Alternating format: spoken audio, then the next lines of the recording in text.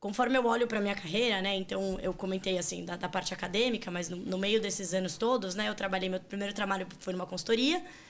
Na área de... Eu era researcher, né? Então, era investigação corporativa. Era uma loucura. Eu fui parar lá porque eu queria muito trabalhar com análise de risco político.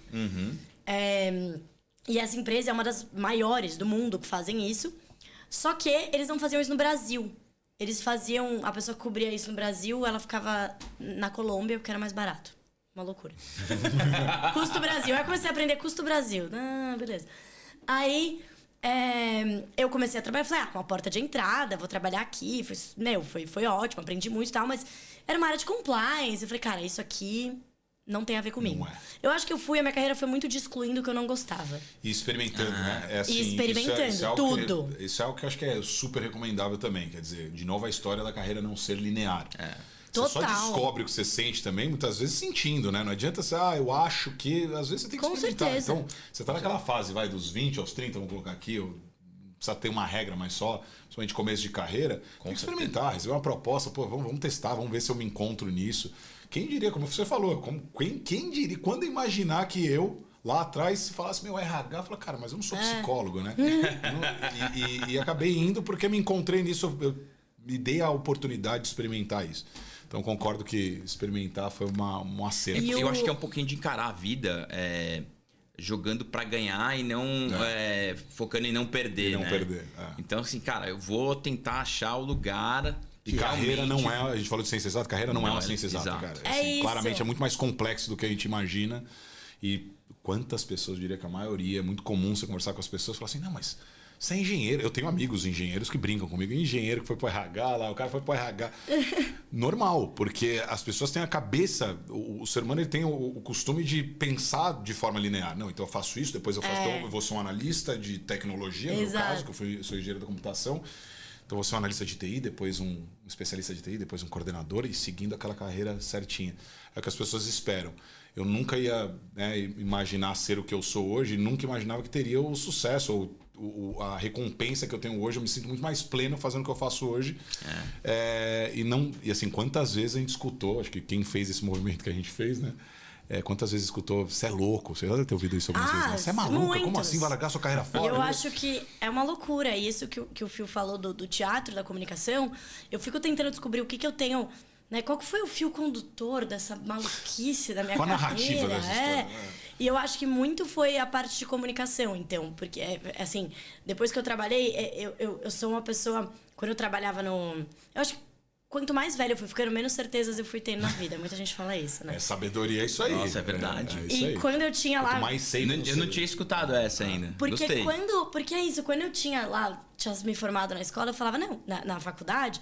Não, porque eu quero trabalhar com análise de risco político, é isso que eu quero, né? Fui pra essa empresa, né?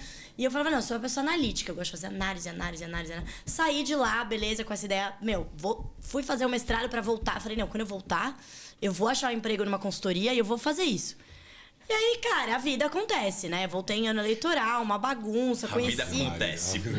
Conheci, assim, Brasil, conheci São Paulo inteiro, ninguém tinha vaga de nada. Ai, adorei seu currículo, mas, cara, não sei o que, o ambiente tá complicado. Beleza. E aí, acabou que fui indo, aí conheci um pessoal que tava fazendo um site de economia. Eu gosto muito de escrever. Que era o Terraço Econômico. E aí, na época era um blog, né? Naquela época ainda tinha. Gosto muito de escrever. Comecei a escrever. E aí começou a vir isso... Assim, hoje eu enxergo que a comunicação, ela sempre esteve lá. Desde quando eu era researcher, porque era comunicação escrita. Então, por que eu era uma boa pesquisadora? Que eu escrevia... Cara, eu fazia análise eu fazia investigação corporativa. Eu ficava fuçando a vida das pessoas, das empresas. Era uma loucura. Gente que tinha 3 CPFs. Era divertidíssimo. Meu Deus! Era uma loucura. Era tipo, a gente quer comprar essa empresa, mas esse cara é casado com essa mulher, ela é meio esquisita. E nesse país deve ser divertida essa parte, né? Era muito, gente. Eu me divertia. Teve um relatório que eu lembro que eu me diverti tanto que eu pus umas fotos de uma mulher que era meio louca, assim. Né? Gente, era muito bom. Olha, você está comprando essa empresa, mas esta moça vem junto. Nossa. Tinha uma foto dela na banheira. Chegou a entrar na forense também, porque tem... Sim, fiz análise forense. Tem um amigo meu que trabalhou durante muitos anos em investigação forense. Sim, eles pegavam... Eu cheguei a fazer o comecinho, né? Porque faz muitos anos. Mas a gente fazia, para fazer algumas investigações, era aquela técnica, né? Você pegava as informações do HD e tal, e aí a gente tinha que fazer investigação por palavra, pesquisa por palavra-chave. E aí você estava pesquisando, sei lá, você queria saber de uma fraude, né? Aí você botava várias palavras-chave, tipo conluio, dinheiro, esquema. Nossa. Né? E aí, óbvio, que aí chegava no meio, aí você botava lá zoeira, amante. Aí você descobriu um monte de coisa no meio, que era muito engraçado, que pra gente. você pegar esse HD, você tem que, tipo, ir de alguém de noite lá arrumando. Sim, tinha. Obviamente que era permitido porque era da empresa, mas era isso mesmo. Tinha que ir de noite, CSI copiar. Miami. Era mega CSI o negócio. Mas uma pergunta que eu tenho pra fazer pra você. Você usou isso na vida pessoal também ou não? Porque eu já soube... Das técnicas de investigação? Tô falando aqui, a minha cunhada, ela trabalha em forense, numa das Big Four. E eu sempre fiquei preocupado, cara. Comecei a sair com minha esposa e falei assim, cara, vai ver minha vida, vai começar a me pesquisar. Não, isso eu nunca fiz, mas eu me tornei uma excelente pesquisadora. E a leitura? Será que essa pessoa deveria estar no meu convívio pessoal, social?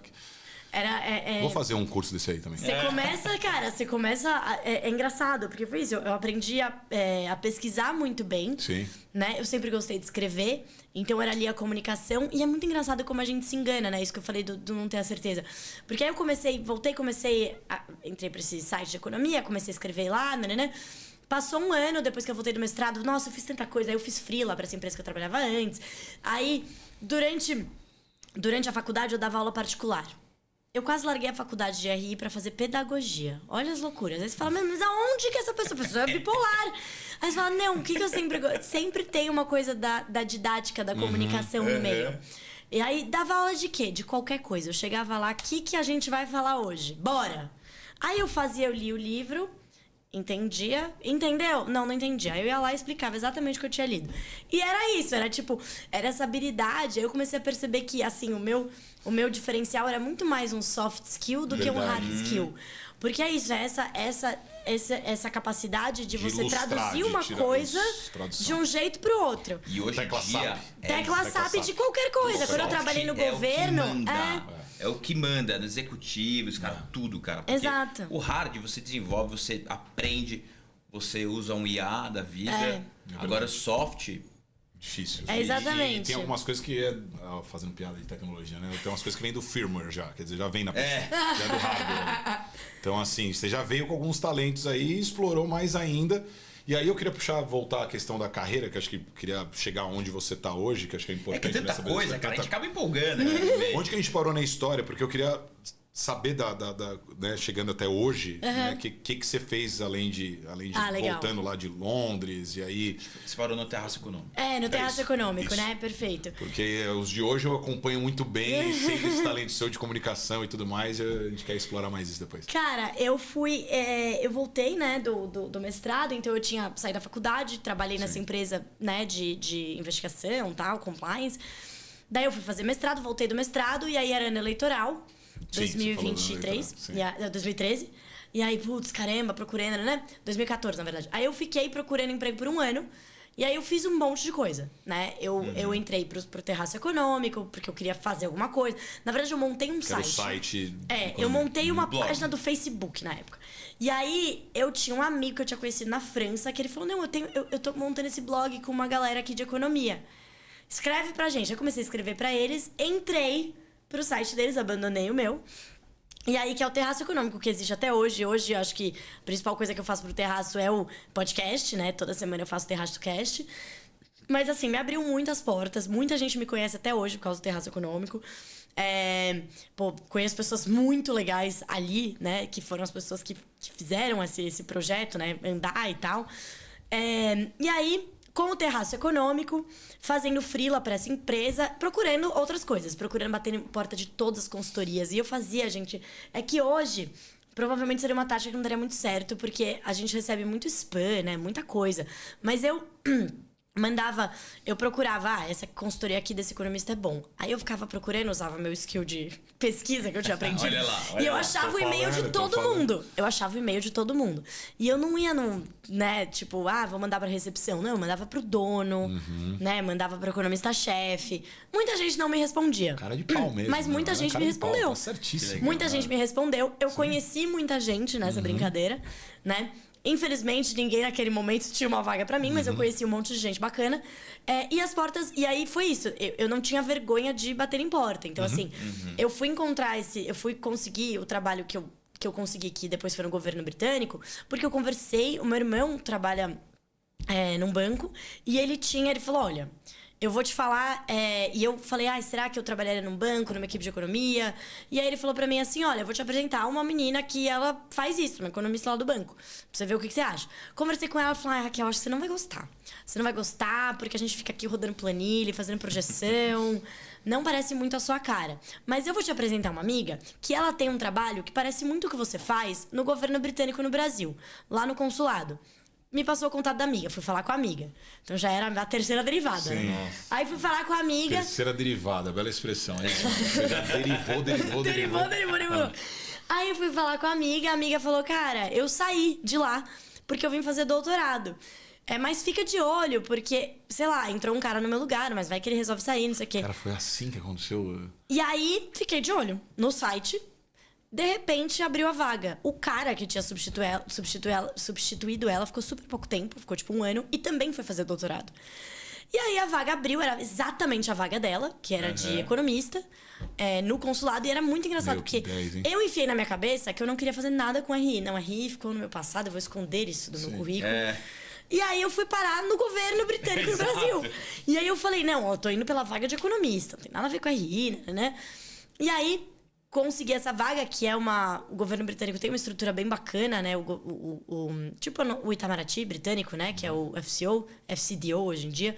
Que eles têm, para todas as áreas, né? Eles têm um diplomata e o resto da equipe, normalmente, é de brasileiros. O local staff, que eles chamam, né? Staff local, que são... Inclusive, o Brasil, ele só tem isso pra... Se você é brasileiro, você vai trabalhar num consulado, numa embaixada fora, você tem trabalho só administrativo, o resto é tudo diplomata brasileiro. Lá não. No governo britânico, eles querem pessoas que realmente estão fazendo a diplomacia econômica ali com eles. Porque eles entendem, isso é inteligente mesmo, que, cara, quem entende mais do país do que a pessoa que mora no país. Exatamente. E não o diplomata que fica mudando de 4 em 4 anos. O diplomata, obviamente, tem os seus skills, é muito de soft skills do que eles têm, eles entendem do governo britânico, mas não entendem do país. Sim. E aí, eu fui para uma vaga dessas, de economista e gerente de políticas públicas na área de mercado financeiro. E aí, a área que a gente chama de policy, né? Public policy, economic diplomacy, né? E na minha cabeça era assim, não, eu não vou fazer isso, porque esse policy aí é coisa de ficar puxando saco de político, ficar sabendo da fofoca do Congresso, não tem nada a ver comigo isso aí. E aí foi muito engraçado, porque eu entrei por, sei lá, 2 anos no consulado e ficava, não, eu sou analítica, eu gosto de fazer análise, eu não gosto de conversar com as pessoas, eu quero ficar aqui no meu textinho. Você chegou com a mente fechada já, é isso que eu sei, é isso que eu consigo. Eu sou boa a fazer isso. Sim. E aí, cara, eu fui fazendo isso por um tempo, e aí foram surgindo, eu tive uma chefe muito bacana, que hoje é super minha amiga, que ela falava pra mim, Raquel... Cara, não é. Você é uma excelente comunicadora. Se eu te boto numa reunião, você fala que você não quer ir, você vai, você lidera a reunião inteira, você sai com o resultado, porque você fica provavelmente de saco cheio e aí você faz a parada toda. E aí eu comecei a reparar que realmente essa área de public policy começou... Falei, cara, eu percebi que o que eu não gostava não era da natureza de fazer diplomacia econômica. Que era... O que eu não gostava é que nada saía. Mas nada saía porque as pessoas que eu tava vendo fazer eram muito ruins. E aí, tipo, o exemplo que eu tive não era bom. E aí, quando eu descobri realmente o que é e o que dava pra fazer, eu passei a amar. Porque eu lembro que a minha chefe um dia chegou pra mim e falou assim, olha, Raquel, a gente atingiu um momento que, em termos de análise econômica, pro que a gente precisa aqui, você já atingiu... Tipo, você faz com o pé nas costas. Sim. Porque lá eu não precisava fazer a projeção, lá eu tava, tipo, o que eu sabia já tava bom o suficiente. Eu fazia uma parte analítica e eu fazia a parte de... Eu desenhava programas de fomento, então eu tinha que entender qual que era a necessidade do Brasil, porque tem programas de fomento de países desenvolvidos, que é do... Enfim, é um comprometimento no G20 e tal, de tantos % do PIB dedicado a programas de fomento em países em desenvolvimento. E aí... Eu desenhava parte, eu desenhei um de ESG, aí eu desenhei um outro de microfinance, não sei o que lá, e eu adorava essa parte, né? E ela falou, cara, isso daqui não é só análise, né? Isso daqui você já tá fazendo trabalho de diplomacia econômica. Sim. Só que eu acho que aonde você tem a crescer, honestamente, é nisso que você diz que você não gosta, mas eu acho que você tem um grande potencial. E aí eu falei, tá bom. eu deixei de fazer por 2 anos, eu não fazia mais análise. Quem fazia era o analista que trabalhava comigo, pessoa abaixo de mim. E eu fazia só a parte de diplomacia econômica ali do Public Policy. E eu amei. E aí, o que era o trabalho, né? Parece uma coisa meio maluca, mas o meu trabalho era fazer, montar uma estratégia, né? E montar todo o plano de ação e tal. O que eu poderia fazer usando ministros que vinham visitar, conversas táticas. Tipo, vai ter o G20, com quem que o ministro britânico pode falar para falar, o que ele vai falar. E aí é muito engraçado, que aí você aprende que esses ministros, eles não falam nada da cabeça deles, cara. Eles vão com textinhos, blá, blá. Tudo acertado. É isso, tudo acertado. E aí, eu percebi que, na verdade, assim, eu falava que eu não gostava porque eu não sabia. E eu só me sentia confortável com aquilo que eu já sabia muito bem. Claro. E aí, dei a cara pra bater e gostei muito. E só saí porque eu não tinha mais pra onde crescer financeiramente, nem em termos de carreira. Porque lá, acima de mim, era diplomata. Então, se tivesse espaço, eu estaria lá até hoje fazendo esse trabalho. Eu lembro. Exato, e eu amava a natureza do meu trabalho, eu adorava. E eu passei de um negócio que eu falava que eu não queria fazer nem a pau, pra um negócio que eu passei a amar. Isso que eu ia falar, quer dizer, e aí eu aprendi que, cara, não fale não nunca, entendeu? Se você não tivesse aberto a mente naquele momento de experimentar, que a gente tava falando antes, você não teria se descoberto nisso, né? Com certeza. Exatamente. E aí depois, eu cheguei nesse ponto, eu lembro que minhas últimas áreas de cobertura foram a seção do Brasil ao OCDE e a parte de... montar, né? Fazer com que fosse assinado um acordo para evitar a dupla tributação entre Brasil e Reino Unido. E, foi muito legal, porque o que era legal era que cada hora aparecia uma coisa na minha frente, eu tinha que aprender uma coisa nova. Quando chegou esse acordo, eu falei, mas isso aí é advogado, não entendo nada, tributação internacional. Como é que eu vou convencer o ministro? Eu não sei nem o que eu tô falando. Aí era eu estudar e falar com o advogado, entender o que era. E o nível das pessoas que você está se relacionando, que você tem que convencer. Aí qualquer tipo de vergonha já era, né? Já não tem mais vergonha. Por isso que hoje não importa. E era muito engraçado, porque se você vê hoje meus trabalhos hoje em rede social e tal, eu lembro que quando eu entrei na XP, meu chefe falou assim, não, mas talvez eu te coloque pra falar com alguns clientes institucionais, que, né, você fala bem inglês e tal, mas é um papo mais sério, né, mais formal. Eu falei, cara, eu trabalhava no governo. Uns ministros. Tipo, esse aqui é só um skin meu. O meu outro skin meu, não tem nada a ver. Então, era engraçado, porque não hoje é o se eu governo, falo... é o governo britânico ainda, que é mais formal impossível. Né? Exato. Eu falo, cara, não tem... Mas você sabe que o governo brasileiro costumava ser mais formal do que o britânico. É mesmo?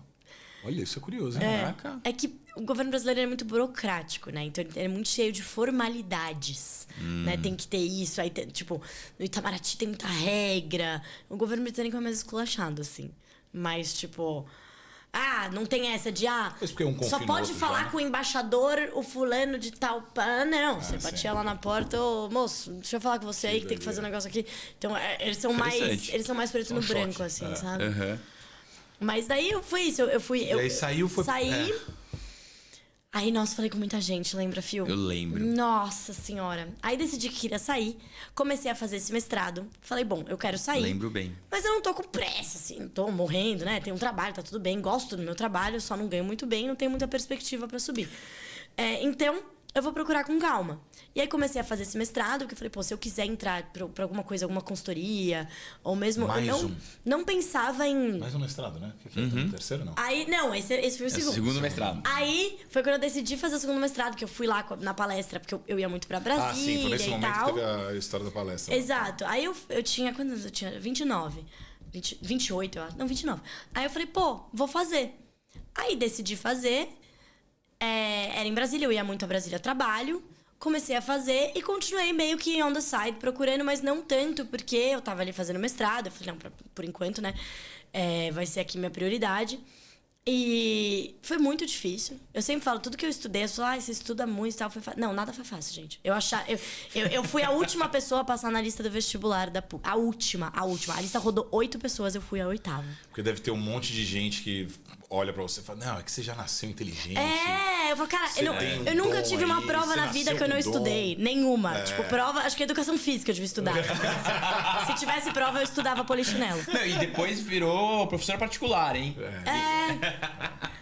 Assim, sempre estudei muito. Essa é uma baita info importante, assim, cara, porque A galera é muito fácil dizer, não, a pessoa conseguiu porque já tem o dom, ou já teve indicação. Não, né? zero, gente. Já indicou, então ela veio já preparada para aquele papel ali e tal. E não é, né? É no músculo mesmo. Não, é muita loucura, mesmo. assim, quando os meus... eu lembro jeitinho, nas primeiras semanas do meu mestrado lá em Brasília, eu fiz a entrevista, os caras, pô, você já tem mestrado na LSI, pô, não precisa nem fazer nem nada, nem mandar carta, cola aí. Essa é gênia. Nossa, você quer? Eu falei, os caras não sabem o que tá esperando. Aí eu falei, gente, eu não sei na econometria, nunca tive. Eu falei, eu tô vindo buscar isso aqui, eu não sei, não tenho essa base. Não, tudo bem, aqui você vai ter e tal. E aí, no mestrado no Brasil mesmo, quase todos têm, você tem um primeiro mês de nivelamento. Porque vem pessoas de cursos diferentes, conhecimentos diferentes. E aí, o nivelamento, gente, era assim, matemática, Bhaskara, limite. Jesus! Cara... Eu lembro que o professor é um excelente professor. Né? Integral. Excelente professor, o Rogério Bueri. Ele fazia assim, ele ia na lousa, assim e tal. Aí aquelas contas gigantes, daí ele... Tão comigo? Tipo, na primeira linha. Saber. Aí eu, não. Onde você se perdeu? Na segunda linha. Aí voltava. Tal. Tão comigo? Não. Ainda não. Não, mas você me perdeu na quarta agora. Então, assim, eu ia... E aí eu lembro que um amigo meu, depois de... né, hoje que eu sou muito amiga, falava assim, Raquel... A gente olhava e falava, cara, não é possível que aquela menina fez LSI. É mentira, não é possível. Eu tive que mandar pras pessoas a minha tese pra, tipo, provar que eu realmente tinha feito meu diploma. E eu falava, cara, eu já falei, eu fiz economia política internacional, cara. E eu acho que eu nunca tive vergonha de falar que eu não sabia. Porque eu falava, cara, eu tô aqui, eu tô pagando, eu tô perdendo meu tempo. Eu vou fingir que eu sei? Óbvio. Eu não, tão comigo? Não tô, velho. Não tô, volta, não entendi nada. Muito melhor, 1000 vezes melhor.